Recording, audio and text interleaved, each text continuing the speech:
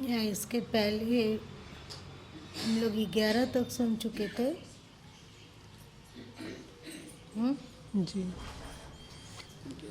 12वां क्या बोले थे? मनोलय बोला।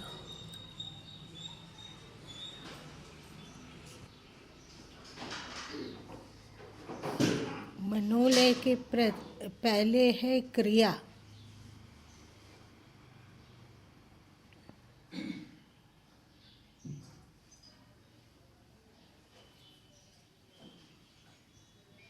क्रिया क्या है?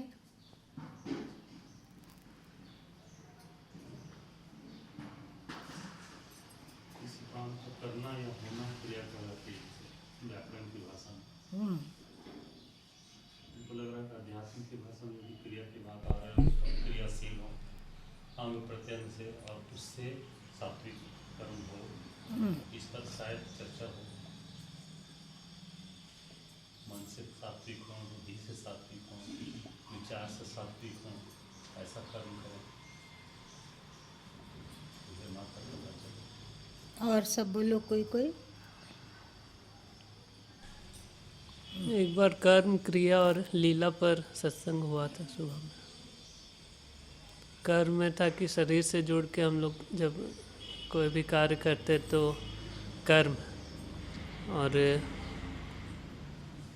आत्मा में स्थित होकर करते हैं तो क्रिया। मतलब जो भी कार्य हो रहा है वो उसको अलग देखा जाए कि ये हो रहा है।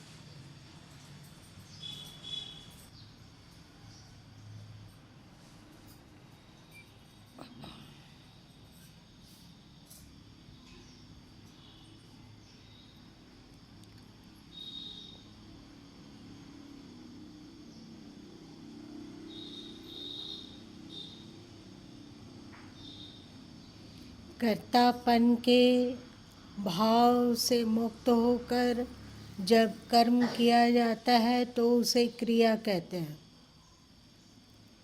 व्याकरण ने अध्यात्म के रूप में कर्तापन के भाव से मुक्त होकर जो कार्य किया जाता है उसे क्रिया कहते हैं।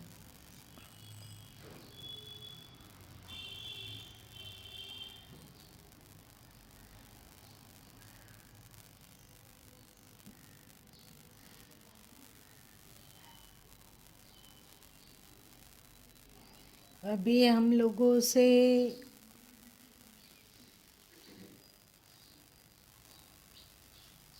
छोटा सा भी श्रेष्ठ कार्य होता है तो मैं आता है, और जो तामसी वृत्ति के लोग हैं वे बुरे कार्य को करने पर भी मैं करते हैं। जैसे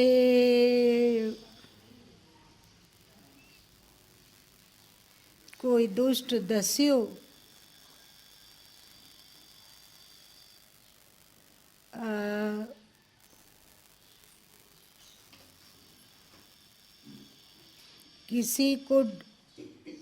किसी का अंग भंग कर दिया, किसी का हाथ पैर तोड़ दिया, मार पीट दिया, तो वो बोलता है कि हाँ मैंने किया है, या नहीं बोलता है? हमसे जैसा किया हमने उसका बदला ले लिया, ऐसा बोलता है दुष्ट लोग। आतंकवादी लोग ऐसा बोलते हैं, उसकी जिम्मा ली, उस हमले की जिम्मा इस आतंकवादी संगठन ने ली, होता है ना।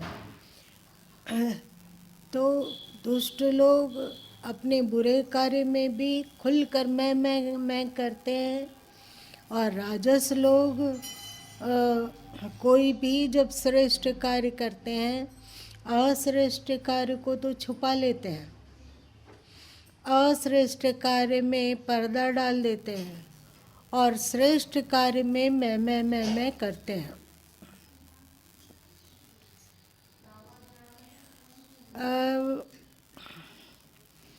श्रीमद् भगवत पुराण के बारे में अधिकांशतः हिंदू जानते होंगे,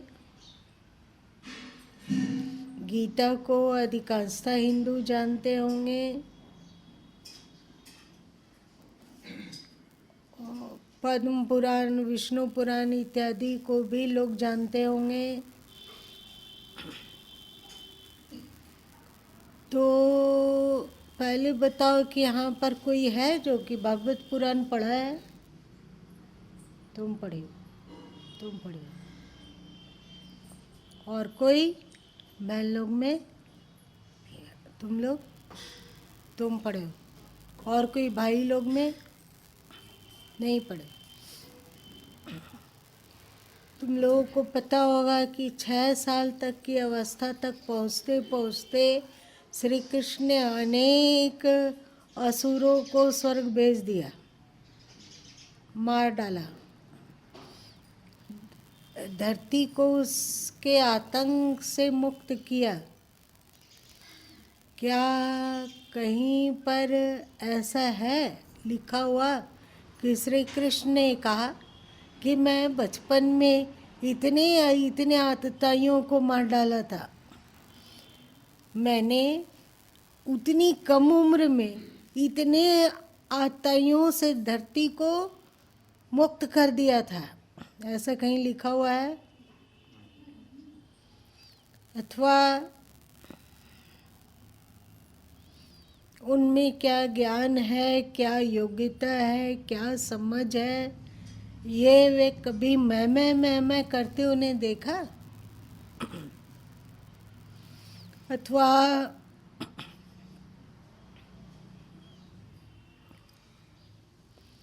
जब यशोदा को लगा कि बाल कृष्ण ने मिट्टी खाई है तो मुंह खुलवाया, तो उनके मुंह के अंदर अखिल ब्रह्मांड यशोदा को दिखा।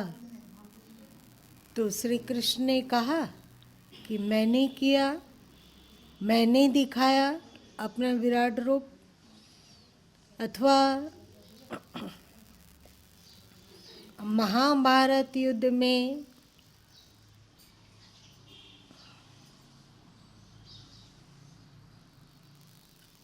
अर्जुन की ओर श्री कृष्ण थे और प्रतिज्ञा भी की थी कि मैं अस्त्र नहीं उठाऊंगा, परंतु श्री कृष्ण की प्रेरणा से, श्री कृष्ण की आज्ञा मानने के कारण अर्जुन युद्ध जीता। जीता कि नहीं? तुम लोग जानते हो, बर्बरिक कटा हुआ सिर शुरू से आखिरी तक महाभारत के युद्ध को देखा। जब महाभारत युद्ध समाप्त हुआ तो अर्जुन ने कहा कि मैं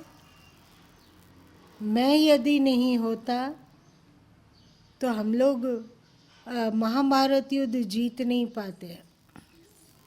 वहीं भीम जी कहने लगे कि दुर्योधन को मैंने मारा, जो असली विलेन था। किसने मारा? भीम ने मारा। दुशासन को किसने मारा? भीम ने मारा। तो भीम कहने लग गए कि असली विलेन दुर्योधन और दुशासन को तो मैंने मारा, और बाकी लोग तो छोटे छोटे वीरों को मारे। बहुत सारे लोगों ने मारा, परंतु जो दूसरे लोग थे वे छोटे छोटे बहादुरों को मारे। पर मैंने जो असली आतताई था, जिसके कारण महाभारत हुआ, दुशासन और दुर्योधन, मैंने मारा उसे। नकुल तलवारबाज थे, वे अपने आप को श्रेष्ठ कहने लग गए, और सहदेव को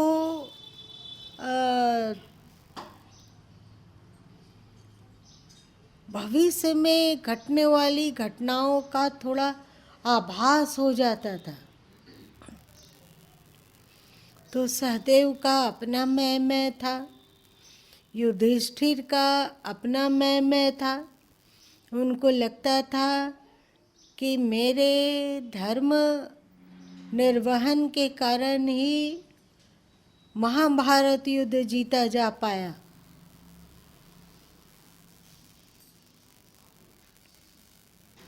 उनका कहना था कि द्रोणाचार्य जो महात्मा भीष्म के बाद सबसे अधिक बहादुर थे, यदि युधिष्ठिर न बोले हुए होते कि अश्वत्थामा मर गया तो क्या द्रोणाचार्य को मार पाना सरल था? तो उन्होंने अपना दावा किया, पर श्री कृष्ण चुप रहे। उन्होंने कहा कि असली युद्ध में कूटनीति के द्वारा आगे बढ़ाने वाला कूटनीतिज्ञ बनकर कूटनीति के तहत कब किसको मारना है और किस उपाय से मारना है, ये मैंने कहा। ऐसा श्री कृष्ण के मुंह से कहीं सुना? महाभारत पढ़े होगे तुम लोग, नहीं पढ़े अथवा थोड़ा बहुत भी पढ़े होगे तो खोजो, अथवा भगवत पुराण अथवा गीता। गीता में मैंने किया ये नहीं है। वहाँ यदि मैंने शब्द है तो वो ईश्वर के साथ संयुक्त होकर कहा जा रहा है, शरीर के साथ संयुक्त होकर नहीं, है ना? तो श्री कृष्ण ने कभी नहीं कहा मैंने किया, वैसा कुछ नहीं कहा। हाँ, ये कहा कि हम लोग सब अपने अपने कार्यों को देख रहे हैं, पर सबके कार्यों को तो देखने वाला बर्बरिक है, जो पहाड़ की ऊंचाइयों पर कटे हुए सिर के रूप में स्थित है। वह सबके कार्यों को देखा, सबकी वीरता को देखा। तो हम लोगों को चलकर उन्हीं से पूछना चाहिए कि महाभारत युद्ध में कौन सा वीर सबसे अधिक भली भांति से युद्ध किया,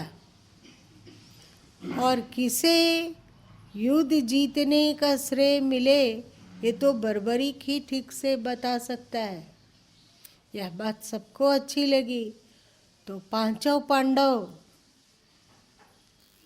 और श्री कृष्ण मिलकर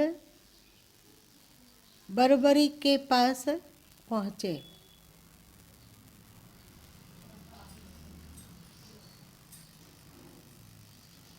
बर्बरिक पहले श्री कृष्ण को प्रणाम किया, और जब पांडवों ने उससे प्रश्न पूछा तो बर्बरिक ने कहा कि पांडवों के तरफ से तो मैंने एक ही योद्धा को युद्ध करते हुए देखा, और तो कोई मुझे नहीं दिखा। तो पांडव लोग बोले कि वो कौन सा योद्धा था? तो बर्बरिक बोले, वे श्री कृष्ण थे। मैंने चारों ओर उन्हें चतुर्भुज रूप धारण करके युद्ध करते हुए देखा, और मैंने उसी को भिन्न भिन्न बहादुरों के रूप में लड़ते हुए देखा। भीम के भीतर भी वही अनुस्यूत होकर युद्ध कर रहा था। अर्जुन के रूप में, युधिष्ठिर के रूप में, नकुल सहदेव के रूप में, अथवा अन्य वीरों के रूप में मैंने केवल श्री कृष्ण को युद्ध करते हुए देखा। वस्तुतः यदि महाभारत युद्ध में किसी की जीत हुई है तो वो श्री कृष्ण की कूटनीति की जीत हुई है। असली योद्धा महाभारत के, जिनके सिर पे विजय का श्रेय बंधना चाहिए, श्रेय का पगड़ी बंधना चाहिए, वो श्री कृष्ण है। पर श्री कृष्ण को क्या मैं करते देखा गया? देखा गया? नहीं देखा गया। बहुत बड़ा दुर्भाग्य है मनुष्य का कि वह भले ही सद्कर्म करता हो, भले ही पुण्य करता हो, भले ही धर्म कार्य करता हो, पर मैं साथ में बंधा रहता है। मैंने किया, मैंने इतना दान किया, मैंने उस समय सहायता की, मैंने उसकी मदद की। यदि मैं नहीं होता तो क्या होता?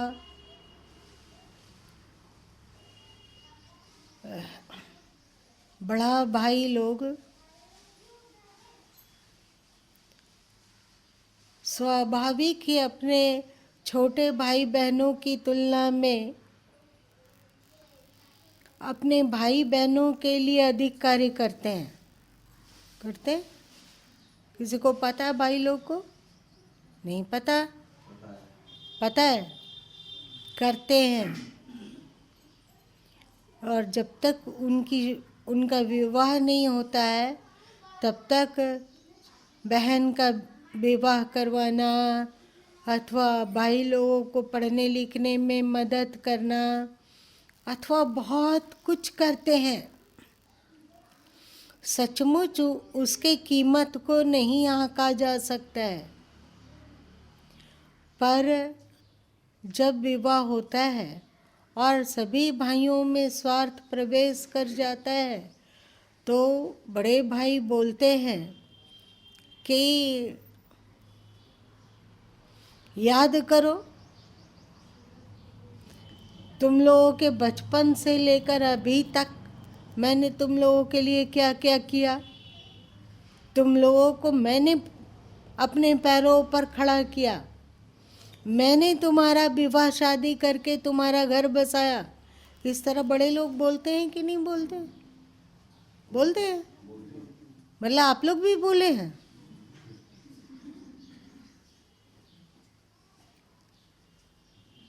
हमने तुम्हें छोटा से बड़ा किया, बोलते हैं कि नहीं? नहीं बोलते? अमित चुप है, मतलब नहीं बोला है तुम?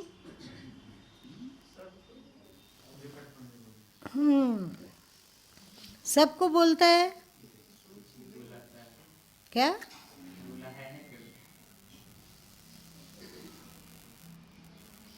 मतलब ये तो बहुत अच्छी बात है, ये तो बहुत बड़ा सद्कर्म है कि जब हमारा भाई बहन छोटा था तो उसके नथुनों में श्वास को हुरकुट के घुसाया।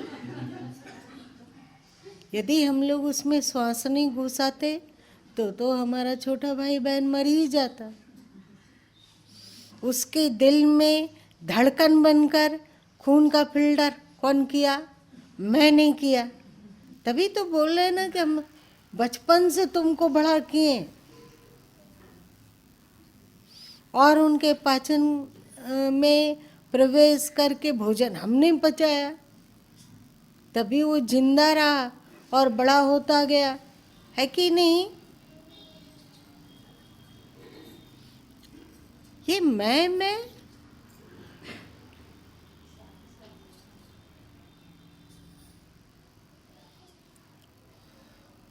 सबको श्रेष्ठ का श्रेय अपने सिर पर बांधने के लिए विकलता होती है ना। और दुष्टों को, तामसी लोगों को अपनी दुष्टता का भी श्रेय अपने सिर पर बांधने की विकलता होती है। हो सकता है कि आने वाले समय में अभी जो किसान आंदोलन कर रहे हैं उसमें से 5 ग्रुप बन के और पांचों मैं करने लग जाए। श्री कृष्ण को देखने पर ज्ञात होता है कि उन्होंने जो भी कार्य किया वो योगस्तु कुरु कर्माणि संगम त्यक्त्वा धनंजय, इस पर आरूढ़ होके किया या इसे इसके बिना किया। योगस्तु कुरु कर्माणि संगम त्यक्त्वा धनंजया।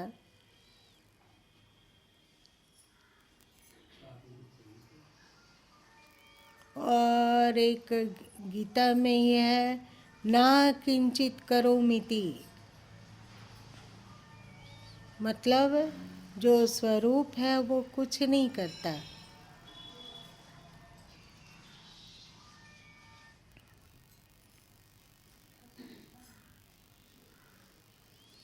स्वरूप कुछ नहीं करता।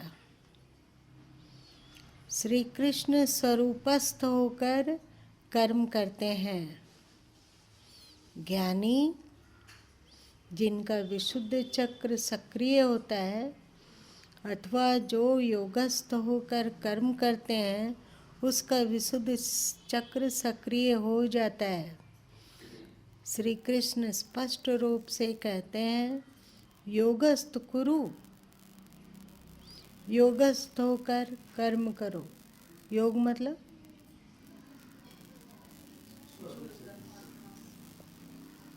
स्वरूप। और मजे की बात ये है कि वे बोलते हैं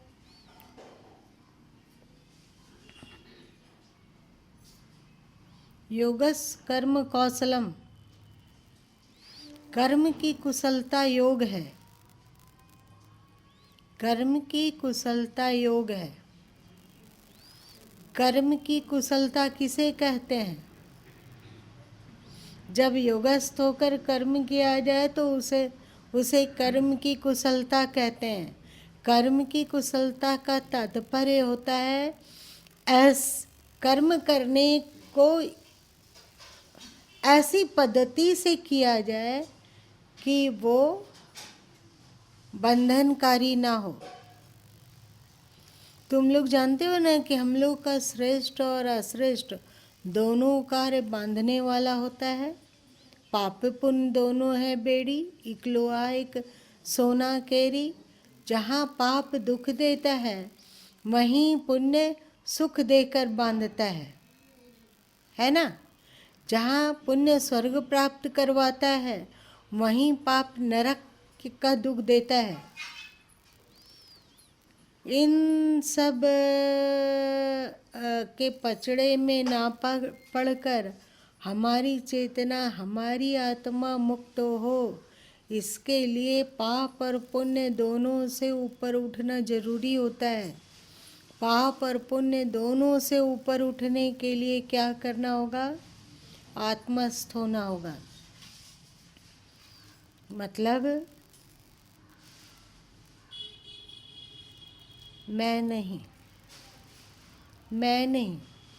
मैंने कुछ नहीं किया।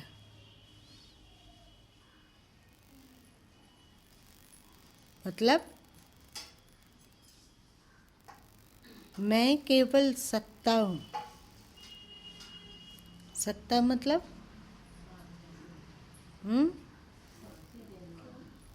चेतनता देने वाला। मैं केवल सत्ता देने वाला हूँ और ये सभी कार्य गुण ही गुण में बरत रहे हैं। जैसे यदि व्यक्ति में सत्वगुण हो तो उसका कार्य भी क्या होगा? सात्विक होगा। जो जिसमें सद्गुण है, जिसके मन में सत्वगुण परिपूर्ण है, उसके शरीर से, उसके तन से सात्विक कार्य स्वाभाविक होगा। तो इसमें श्रेष्ठ कार्य तुमने किया या सात्विक गुण ने किया? ठीक से देखकर बोलो। जो श्री कृष्ण गीता में कहते हैं गुना गुणेषु वर्तन्त, गुण ही गुण में बरत रहा है, तो तुम्हारा मन सात्विक था इसलिए तुम्हारे तन से सात्विक कार्य हुआ। यदि तुम्हारा मन राजस होता तो तुम्हारे शरीर से, तुम्हारे तन से जो कार्य होता वो राजस होता। यदि तुम्हारा मन तामस होता तो तुम्हारे तन से जो कार्य होता वो तामस होता। इन सब सात्विक, राजस और तामस तीनों में से तुम कौन सा कार्य कर रहे थे?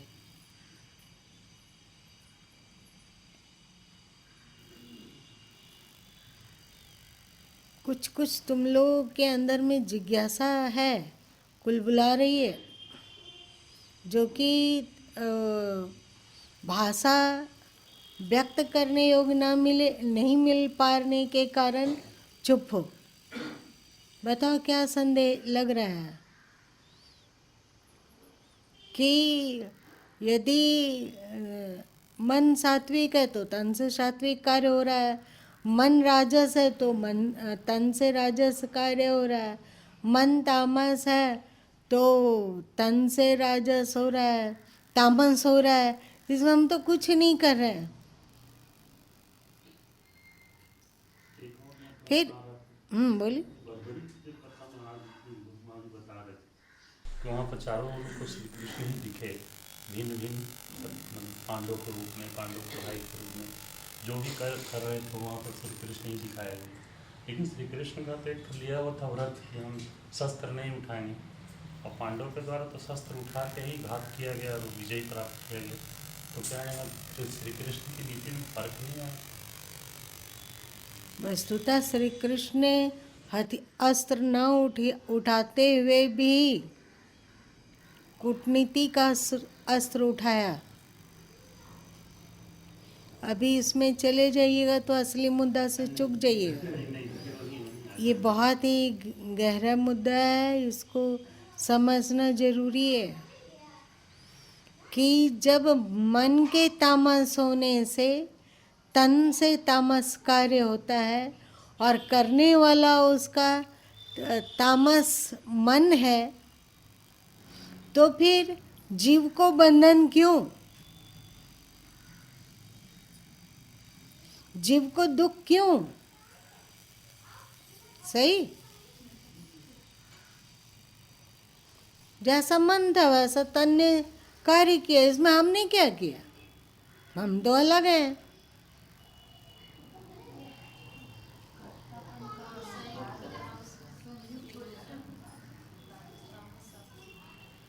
राजस तामस सात्विक गुण में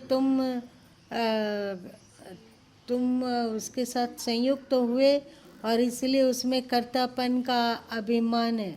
लेकिन यदि मुंह से कहो कि भाई हम तो कर्ता नहीं हैं, कर्ता गुण है, गुणी गुण में बरत रहा है। ऐसा हुआ एक बार कि जब अमेरिका के राष्ट्रपति अब्राहम लिंकन थे, वे बहुत ही पॉपुलर प्रसिद्ध राष्ट्रपति हुए हैं, ठीक है ना, सबको ही जानते हैं। तो उस समय नाटककार अब्राहम लिंकन के जीवन पर आधारित बहुत सारे नाटक खेला करते थे, और उसमें अब्राहम लिंकन का जिनको दिया जाता था रोल, वह व्यक्ति इतनी बार अब्राहम लिंकन के नाटक को दोहराया, उनके कर्तृत्व को दोहराया कि उसको लगने लगा कि मैं ही अब्राहम लिंकन हूँ। मित्रों से भी कहता, अब अब्राहम लिंकन की तरह वस्त्र भी पहनने लगा। अब्राहम लिंकन जैसे जिस तर्ज में बोला करते थे उस तर्ज में भी बोलने लगा। अब्राहम लिंकन जैसा बाल को स्टाइल से बनाते थे उस तरह ही वो बनाने लगा। उसकी पोशाक, उसका वेशभूषा, उसकी भाषा सब अब्राहम लिंकन की तरह हो गई, और वो बोलता था कि मैं अब्राहम लिंकन ही हूँ। कुछ भी हो जाए, कुछ भी हो जाए, तो पर वह किसी की नहीं सुनता था और अपने आप को अब्राहम लिंकन ही मानता था। अब्राहम लिंकन के पार्टी के लोग उस पर केस कर दिए कि ये छल करता है, ये कपट करता है, अपने आप को अब्राहम लिंकन बोलकर लोगों को धोखा देता है, इसे कड़ी से कड़ी सजा दिया जाए और इसे जेल में बंद करके रखा जाए, ये व्यक्ति कुफ्र मचाता है। तो अदालत में उस केस की सुनवाई थी। दोनों वकील, मतलब सरकारी वकील और अब्राहम लिंकन का वकील, जो अभिनय करने वाला व्यक्ति था, उसका वकील, दोनों में आपस में काफ़ी बहसा बहसी हुई। तो जज ने कहा कि अब मैं स्वयं इसी व्यक्ति से पूछूंगा, लेकिन पहले इसके लिए एक व्यवस्था करनी होगी। लैब डिटेक्टर क्या होता है?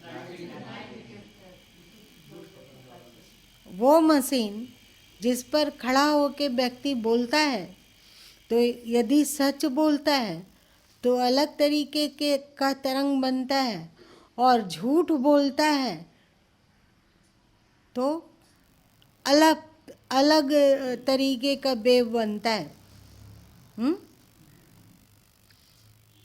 तो जज ने झूठ पकड़ने वाली मशीन को मंगवाया और कटघरे में पहले मशीन को रखा गया, उसमें उस आदमी को खड़ा किया गया और जज जोर से पूछा कि क्या तुम अब्राहम लिंकन हो? तो वो निधड़क होकर बोला कि हाँ, मैं अब्राहम लिंकन हूँ। मशीन कहा, ये व्यक्ति सही बोल रहा है। फिर अदालत और जज, सोच सकते हो, वकील ही सिर दुखा देता है अपना तर्क दे देकर, और यदि जज भी तर्क देने लगे तो उसे उसका पार पाना आसान नहीं है। यह बड़ा ही अद्भुत केस था, इसलिए जज इतना रंग बिरंगा क्वेश्चन, प्रश्न उत्तर कर कर के व्यक्ति को इतना थका दिया। होता है ना, वकील लोग करता है कि प्रश्न का इस तरह बौछार करता है कि जो मुद्दई है, जो अपराधी है, उस धोखे में उसके मुंह से सच निकल जाता है। होता है ना? तो वैसे ही अदालत जज इतना तरह तरह का प्रश्न करने लगा कि जो अब्राहम लिंकन बनता था उसका सिर चकराने लगा और लगा कि इस परपंच से पीछा छुड़ाना ही अच्छा है, और जोर से चिल्लाया कि हाँ, मैं अब्राहम लिंकन नहीं हूँ। अब तो ठीक है, मैं नहीं हूँ अब्राहम लिंकन। और मशीन पकड़ा कि ये झूठ बोल रहा है।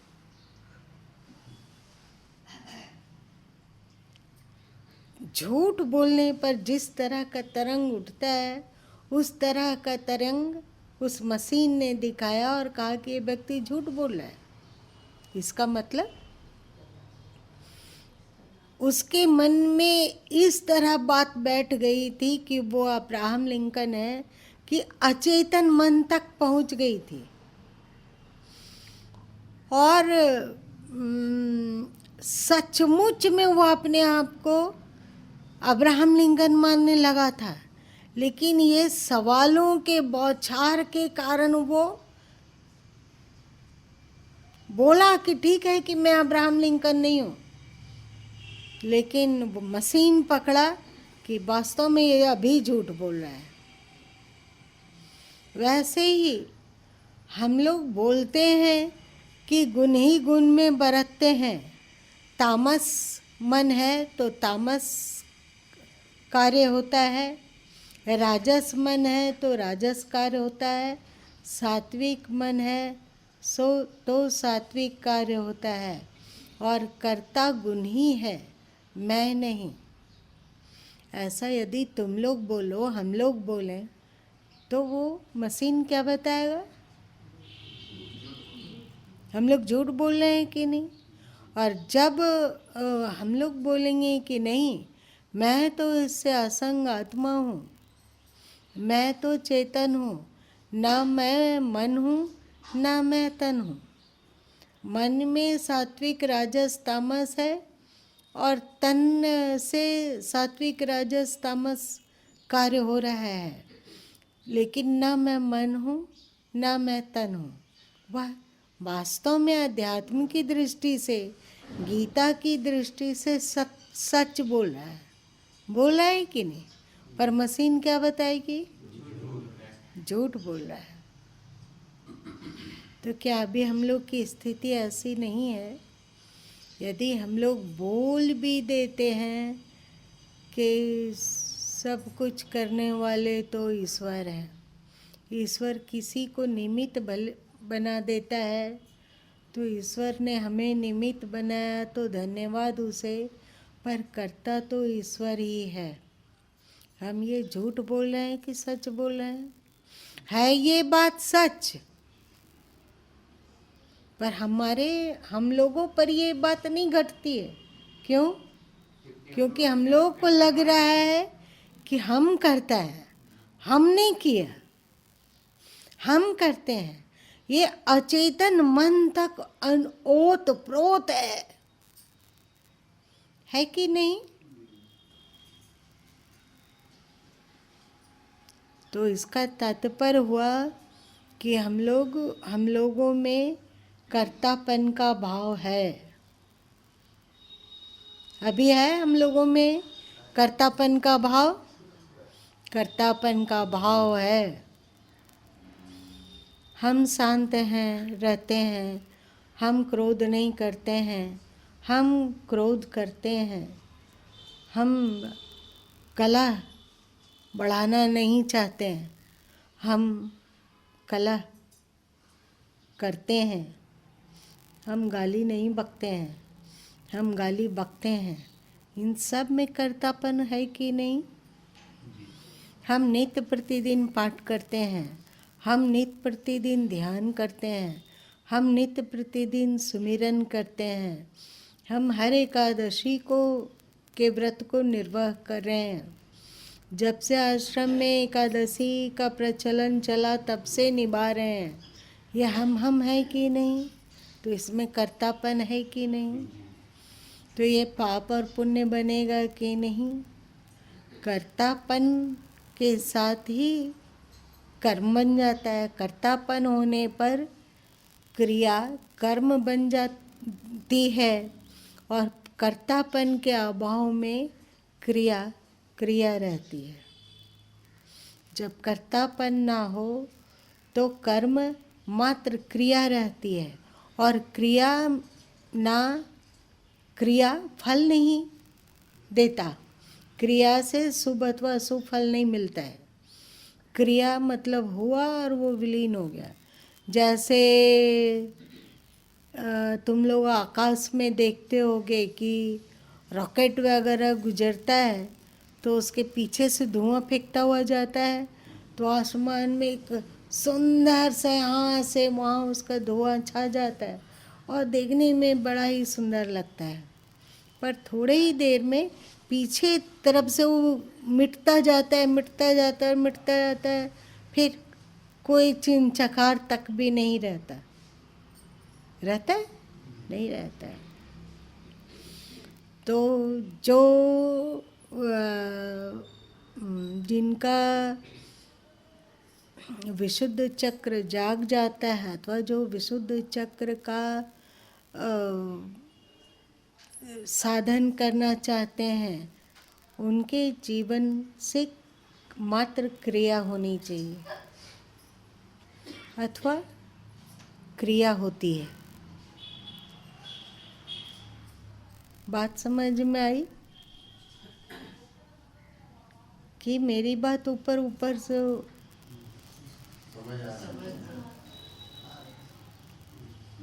आ रहा है? सर, कर्तापन का भाव नहीं रहना,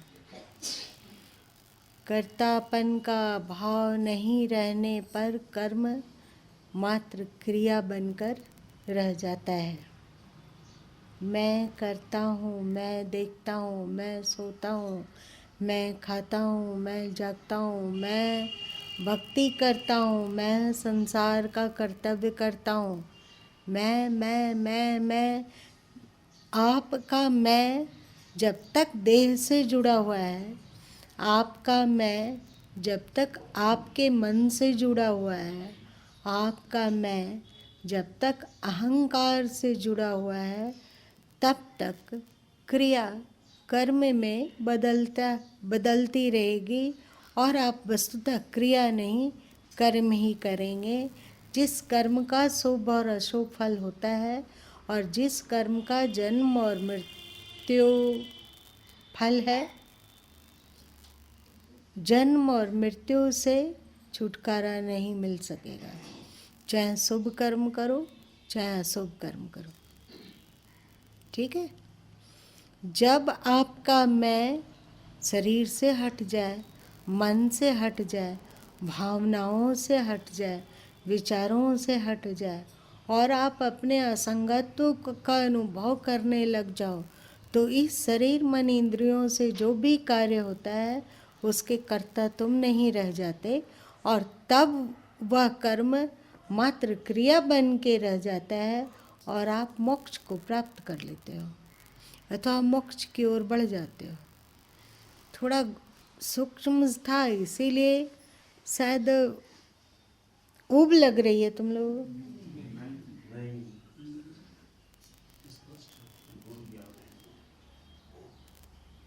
ये है क्रिया। कोई प्रश्न मात्र आज के ही सत्संग से? बोलो। अभी जो कर्तापन कुट कुट के भरा हुआ है हम लोग में, एकदम अंदर तक है, उसको उससे धीरे से ऊपर कैसे उठा जाएगा? इसके लिए प्रारंभिक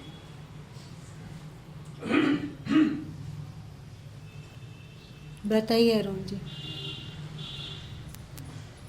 अभी जो कर्तापन का भाव कूट कूट कर भरा हुआ है, इसे मुक्त होने हेतु प्रारंभिक साधन क्या है?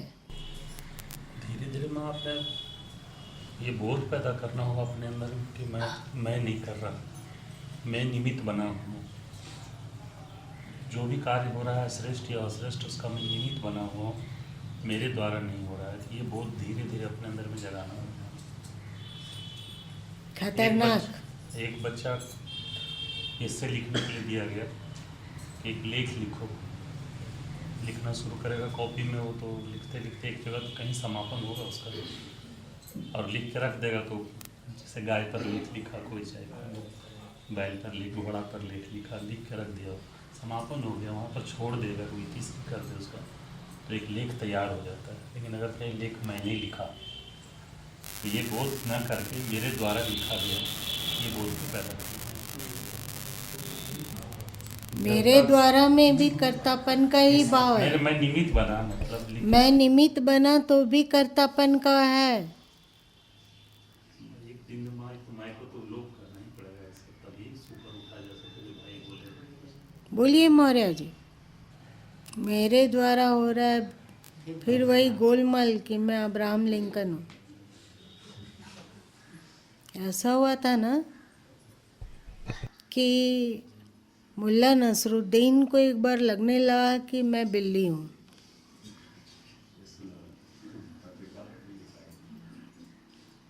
और कितना भी उसके परिवार वाले, नहीं मैं चूहा हूँ,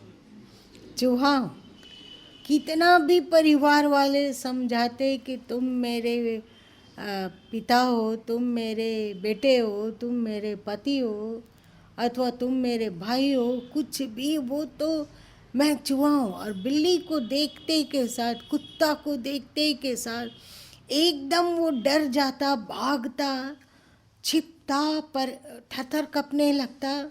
सब परेशान थे। और फिर तुम लोग जानते हो क्या उसको कहते हैं? क्या उसको कहते हैं? पूछताछ को क्या कहते हैं? काउंसलिंग। अब हुआ उसकी काउंसलिंग पर काउंसलिंग करवाई जाते रही। हर 15 दिन पर एक बार बुलाता, काउंसलिंग करता साइकियाट्रिस्ट, और फिर निदान ढूंढता और दवा लिखता। रोज रोज के काउंसलिंग से परेशान होकर फिर अब्राहम लिंकन का जो नाटक खेलता था, जैसा वो आदमी वो किया था, इससे काउंसलिंग से पीछा छुड़ाने के लिए कहा कि नहीं, अब मैं जान गया कि मैं आदमी हूँ, मैं चूहा नहीं हूँ। सब चैन का सांस लिया, और जो डॉक्टर था, साइकियाट्रिस्ट था, वो अपना कलम रखा और कहा इसको दवा की कोई आवश्यकता नहीं है, इसका पूर्ण सुधार हो चुका है, अब आप ले जा सकते हैं। मुल्ला नसरुद्दीन डॉक्टर के चैम्बर से निकला, सीढ़ी से होते हुए उसे सड़क पर आना था, तो सीढ़ी से उतर रहा था, राहत का सांस ले रहा था कि अब दवा छूटा, और ये परिवार वाले लोग जो पलान के हमारे पीछे पड़े रहते हैं, इससे छुटकारा मिला। राहत से वो उतर रहा था। दुर्भाग्यवश एक बिल्ली रास्ता से गुजरने लगी और मुल्ला नसरुद्दीन चिल्लाने चीखने लगा। जो उसका भाई था उससे लिपटने लगा, तो भाई उसे अपने से अलग करके बोला, मूर्ख, अभी तो तुम कहा था कि तुम चूहा नहीं हो, आदमी हो। तो नसरुद्दीन चिढ़ते हुए कहा कि ये पाठ हमने पढ़ लिया, पर वो बिल्ली तो नहीं पढ़ी होगी कि चूहा को आदमी देखे।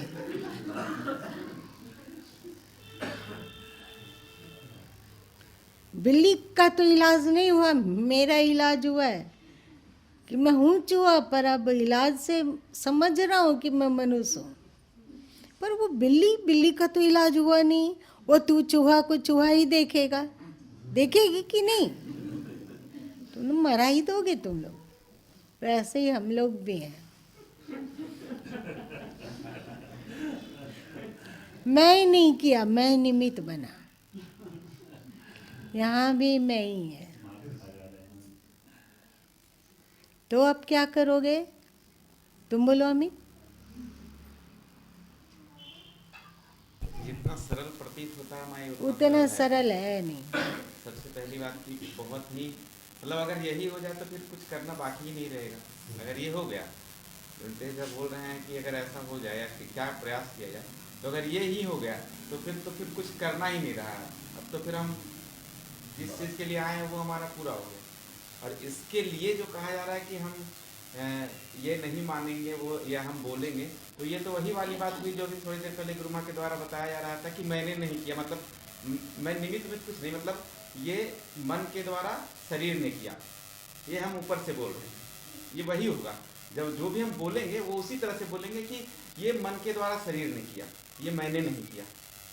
परंतु वो जो भाव है, जो मैंने किया, हाँ, वो तो रहेगा, क्योंकि वो हमारे अंदर है, चेतन मन में धसा हुआ। उसके लिए ये मतलब बात सोचने, और इसके लिए तो जो साधन गुरु माँ के द्वारा पूर्व में सत्संग में बताया गया है, एक एक करके छोटे छोटे साधनों से, हर एक साधन को जब हम करते जाएंगे, ध्यान, सुमिरन, जाप, सेवा, अपने अंदर बार बार उस चीज़ का चिंतन, और उस अनुरूप हमारा जब पूरा जीवन ही लग जाएगा उस अनुरूप, तभी उसमें परिवर्तन हो सकता है। सो भी तुरंत नहीं, काफ़ी समय लगेगा। जैसे गुरु माँ के द्वारा बताया गया था कि हम गाड़ी सीखते हैं, अभी शायद कल या परसों के गीता दी बता रहे थे, तो वही है कि हमको इसमें मेहनत करता सीखना पड़ेगा। सीखते सीखते सीखते हम उस स्थिति को प्राप्त कर जाएंगे जहाँ पर कहने की ज़रूरत ही नहीं पड़ेगी, बोलने की। जहाँ हम बोले तो बोले जैसे ही तो मैं आ गया, मेरा शब्द निकला, मैं आ गया।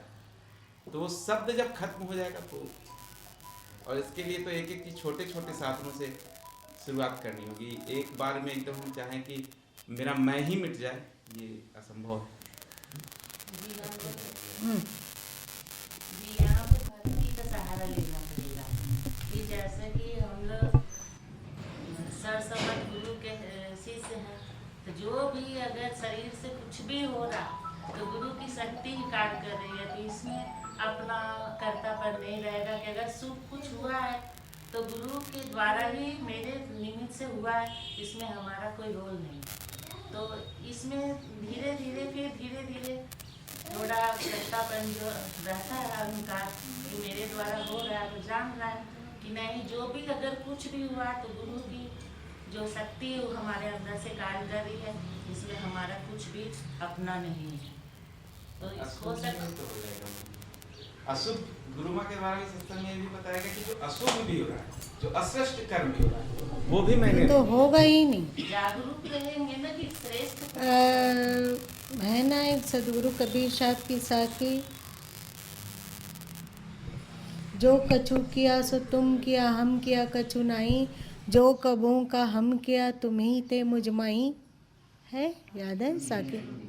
जो कछु किया सो तुम किया, हम किया कछु नहीं, जो कुछ भी, क्योंकि सदगुरु कबीर साहब का उनके जीवन काल में ही बहुत प्रशंसा और बहुत अधिक स्तुति होने लगी थी कि आप साक्षात ईश्वर हैं। उनके समकालीन संतों की वाणियों में आती है ना।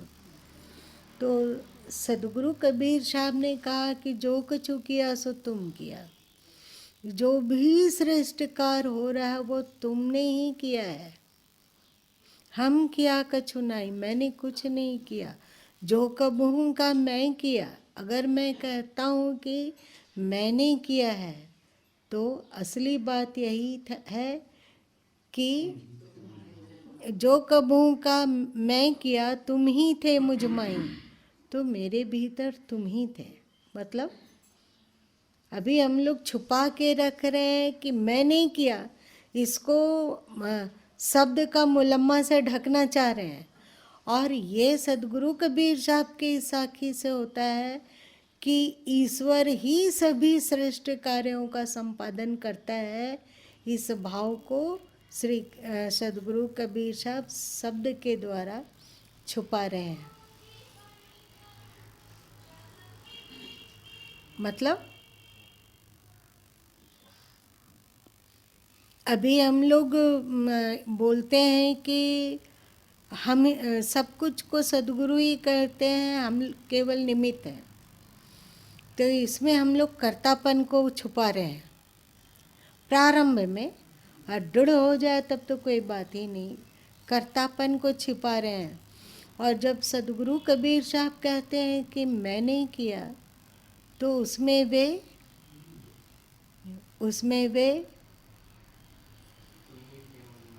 तुम ही थे मुझ माही, मतलब ईश्वर ज्ञान, ईश्वर समर्पण को छुपा रहे हैं। तुम ही थे मुझ माही, ये बारीक शब्द से खोल नहीं पा रहे हैं। क्या कहना चाह रहे हैं गुरु माँ? जो उनकी साखी से ये स्पष्ट हो रहा है कि सदगुरु कबीर साहब इस चीज को प्रकट कर रहे हैं कि जो भी कुछ हो रहा है उसमें परमात्मा ही छुपा, और हम लोग जो बोल रहे थे उसमें परमात्मा नहीं, परमात्मा द्वारा ही किया जा रहा है। सदगुरु कबीर साहब कहते हैं जो कछु किया सो तुम किया, जो कुछ तुम इस देह से हुआ सो सब तुमने ही किया। तुम ही थे मुझ माही, तुम ही मुझ में छुपे हुए, तुम ही मुझ में थे तभी कुछ हुआ। जो कबहू का मैं किया, यदि मैंने कभी भूल चूक से कह दिया है कि मैं नहीं किया, तो तुम ही थे मुझ माही। परंतु असली बात यही है कि उस समय भी तुम ही असली करता थे। हमने अज्ञानवश भूलवश कह दिया कि मैंने किया। स्वीकार कर इस वक्त को मैंने नहीं किया। मैंने नहीं किया। उनका चेतन मन तक भी चिक चिक कर कह रहा है कि मैंने कुछ नहीं किया।